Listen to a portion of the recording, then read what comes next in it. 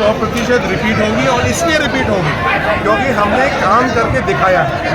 5 साल के अंदर जो बड़े बड़े काम हुए हैं वो सब जनता को याद है। महंगाई राहत कैंप के अंदर जो हमने 10 गारंटियाँ दी थी वो पूरी करी।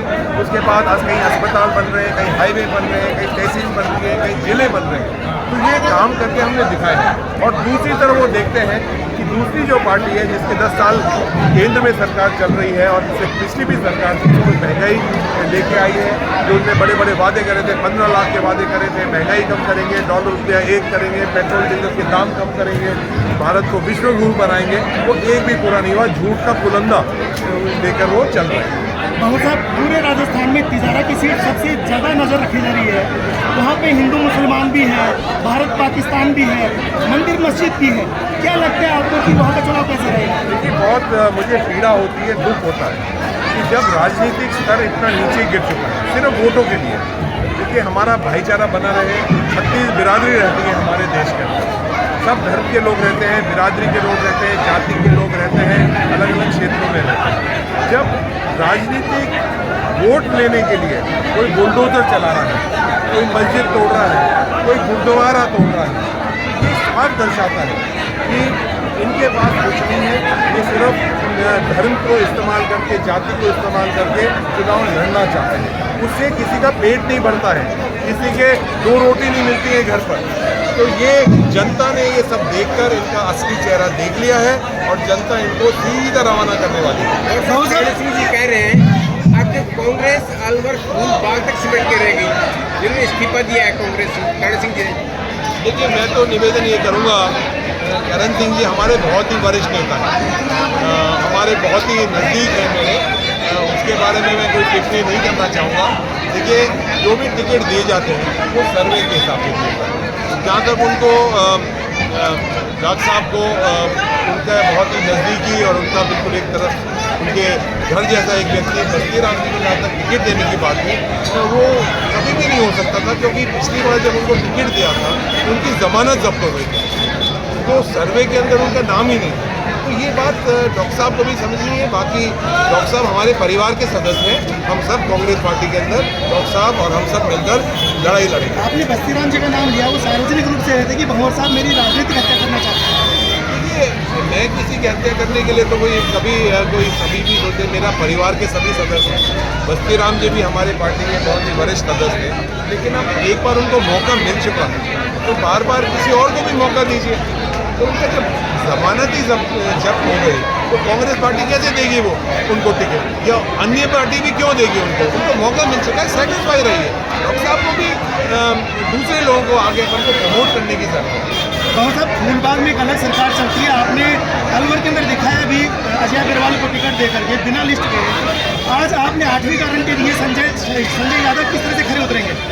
देखिए, कोई अलग सरकार किसी की नहीं चलती है, सरकार जनता जो बनाती है वही चलती है, किसी की और सरकार नहीं चलती है। तो इस बार मुझे खुशी है कि जो भी टिकट दिए गए उन टिकटों में एक तरह से सर्वे हुआ, जनता की जो भावना थी उसके हिसाब से टिकट मिला है। पहली बार राजस्थान के अंदर हुआ, पहले कोई कोटा सिस्टम होता था, कुछ अलग जो प्रभाव रखते थे, लेकिन बहुत सारे ऐसे लोग हैं जिनको टिकट मिला है जिनके बारे में मुझे भी जानकारी नहीं थी, उनका भी फ़ोन नंबर भी मेरे पास नहीं था। और जब वो उनको टिकट मिला, जब मैंने उनको फ़ोन करके किसी से फ़ोन नंबर लेके और उनको मैंने बधाई दी, जैसे हमारा राजगढ़ का टिकट है, जिस तरह से हमारा कटूमर का टिकट है, पार्टी के कार्यकर्ता थे, लेकिन सर्वे ने जो नाम दिया है उसके हिसाब से अलवर का भी टिकट हो, सर्वे ने कहा है कि अजय अग्रवाल जी जीत सकते हैं, तो उसके हिसाब से अजय भाई को भी टिकट मिला है। बहुत अच्छी जीत होने वाली है यहाँ, संजय भाई की एक बहुत बड़ी जीत होने वाली है, क्योंकि यहाँ पिछले 20-30 साल से यहाँ के बाहरी लोग आते थे, बाहरी लोगों का कोई कनेक्शन नहीं होता है अपने क्षेत्र से, वो आए जीते और फिर अपना काम करने लगे। आज पहली बार कांग्रेस पार्टी ने बहुत लंबे समय के अंदर यहाँ लोकल व्यक्ति को टिकट दिया है और लोकल व्यक्ति को जिताना चाहते हैं। जो दूसरे प्रत्याशी हैं उसके बारे में मैं ज़्यादा कोई टिप्पणी नहीं करूँगा, तो बहरौल की जनता जानती है उनको कि क्या 5 साल के अंदर काम हुए हैं, किस तरह का यहाँ लॉ एंड ऑर्डर सिचुएशन रही है, किस तरह का यहाँ एक तरह से आतंकवाद जो चला है उसके बारे में सब लोग जानते हैं। मुझे उसके ऊपर टिप्पणी नहीं करनी। नफरत के बाजार में मोहब्बत की दुकान खुल रही है कांग्रेस के द्वारा। अलवर की 11 सीटों में कितनी सीटें मानते हैं आप? देखिए, अभी मैं आंकलन बता सकता हूँ आपको कि 11 की 11 सीटें बहुत अच्छे वोटों से कांग्रेस पार्टी जीत रही है, क्योंकि कांग्रेस पार्टी के ऊपर विश्वास हुआ। बहुत सारे नए कैंडिडेट आए। अब जैसे बहरोड की बात करें तो उसके अंदर एक संजय यादव भी आए हैं, जो एक पार्टी के कार्यकर्ता थे। NSUI यूथ कांग्रेस से लेकर जिला कांग्रेस कमेटी तक उन्हें कार्य करा है। एक कोरा पन्ना है। जिस तरह से बहरोड की जनता उनकी कहानी लिख देगी, उनका भविष्य लिख देगी, वैसे ही वो आगे चलेंगे। बहुत सब बानसूर में माना जा रहा है कि सचिन पायलट अपना अलग कारनामा दिखा रहे हैं, शकुंतला राउत को वहाँ पे नुकसान हो रहा है। नहीं, ये बिल्कुल जो भी बात उड़ा रहा है, ये लगता है विपक्षी पार्टी उड़ा रही है। सचिन पायलट जी कांग्रेस के हर कैंडिडेट के लिए वो प्रयास कर रहे हैं, मीटिंग कर रहे हैं, मेहनत कर रहे हैं। जहाँ वो नहीं भी जा पा रहे हैं, वो अपने लोगों को फ़ोन भी कर रहे हैं, वीडियो मैसेज भी डाल रहे हैं।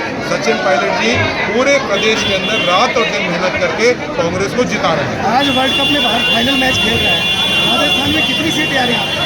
राजस्थान में जो आंकलन अभी तक लग रहा है वो 156 पार करने वाला है, ये मुझे पूरी उम्मीद है। कई जिलों के अंदर मैं अभी होके आया हूँ। जिस तरह से आज क्रिकेट मैच के अंदर भारत की विजय होगी, उसी तरह कांग्रेस की विजय होने वाली है। राजस्थान के अंदर सरकार रिपीट होगी। बहुत साहब अंतिम सवाल है, अगर गहलोत साहब के ऊपर अगर मोहर नहीं लगती है तो माना जा रहा है कि राजस्थान में भंवर साहब जिस पे हाथ रखेंगे वही सीएम बनेगा। देखिए, हमारे यहाँ कांग्रेस पार्टी के अंदर एक डेमोक्रेटिक पार्टी है। हमारे अंदरूनी हमारा जो हमारा संविधान है कांग्रेस पार्टी, उस संविधान के अंदर साफ साफ लिखा है कि जो भी माननीय विधायक जितने होंगे वो तय करते हैं कौन मुख्यमंत्री बनेगा। और दूसरी तरफ भारतीय जनता पार्टी के अंदर वो ये देखते हैं कि सबसे कमज़ोर विधायक कौन है।